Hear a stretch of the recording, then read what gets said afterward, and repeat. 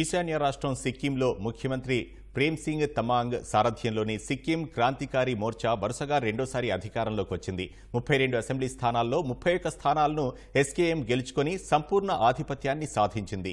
25 ఏళ్ల పాటు సిక్కింను పాలించిన సిక్కిం డెమోక్రటిక్ ఫ్రంట్ కేవలం ఒక్క సీటుకే పరిమితమై ఘోర పరాభవాన్ని మూటకట్టుకుంది. ఆ పార్టీ అధినేత మాజీ ముఖ్యమంత్రి పవన్ కుమార్ చామ్లింగ్ పోటీ చేసిన 2 చోట్ల పరాజయం పాలయ్యారు.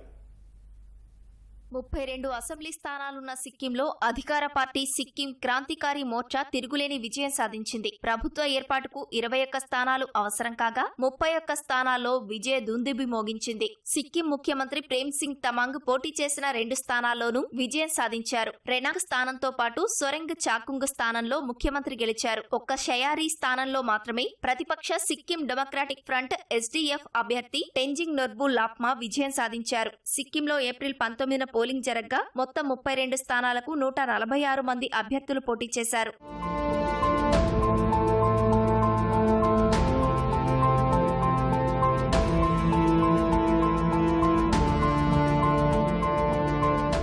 ఈ ఎన్నికల్లో ప్రతిపక్ష సిక్కిం డెమోక్రటిక్ ఫ్రంట్ కు ఘోర పరాభవం ఎదురైంది. 2019 వరకు అప్రతిహతంగా 25 ఏళ్ల పాటు రాష్ట్రాన్ని పాలించిన ఆ పార్టీ ప్రస్తుతం 32 స్థానాల్లో కేవలం ఒక్క సీటుకే పరిమితమైంది. 2019తో పోలిస్తే ఏకంగా 14 సీట్లు కోల్పోయింది. ఎస్డీఎం పార్టీ అధినేత, దేశంలోనే సుదీర్ఘకాలం ముఖ్యమంత్రిగా పనిచేసిన మాజీ సీఎం పవన్ కుమార్ చామ్లింగ్ పోటీ చేసిన 2 స్థానాల్లోనూ ఓటమిని మూటగట్టుకున్నారు. 1985 నుంచి వరుసగా 8 సార్లు ఎమ్మెల్యేగా గెలుపొందుతూ వచ్చిన చామ్లింగ్ తొలిసారి పరాజయం పాలయ్యారు. 1994 నుంచి 2019 వరకు 5 సార్లు సీఎంగా పనిచేసిన పవన్ చామ్లింగ్ ఈ ఎన్నికల్లో పాక్లోక్ కామ్రాంగ్, నామ్చేనాల నుంచి పోటీకి దిగారు. అయితే పాక్లోక్ కామ్రాంగ్ లో ఎస్కేఎం అభ్యర్థి భోజరాజ్ రాయ్ చేతిలో 3000 ఓట్ల తేడాతో, నామ్చేబంగ్లోనూ అదే పార్టీకి చెందిన రాజు బసంత్ చేతిలో 2256 ఓట్ల తేడాతో ఓటమి చవిచూశారు. సిక్కిం శాసనసభలో చామ్లింగ్ అడుగు పెట్టకపోవడం 39 ఏళ్లలో ఇదే తొలిసారి. 2019లో ఎస్కేఎం కు 17 సీట్లు రాగా ఈసారి మరో 14 స్థానాల్లో జయకేతనం ఎగురవేసింది.